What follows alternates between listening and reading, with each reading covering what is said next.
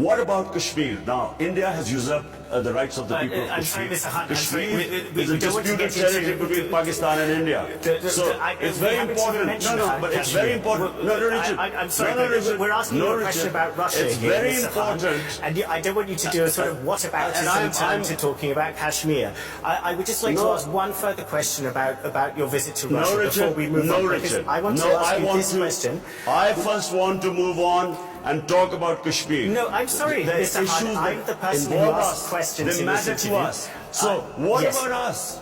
Yeah. How about other people not worrying about our human rights and what matters to us? Why are we supposed to condemn issues which are, it's a European issue? So please, have some Mr. balance Hunt, in this. Mr. Hunt, Don't just put us in a spot that, you have to, because it's your issue, we have to take sides. Allow us the luxury to stay neutral so that we can look after our own people.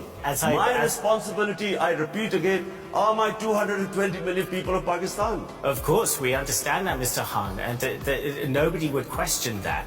I would like to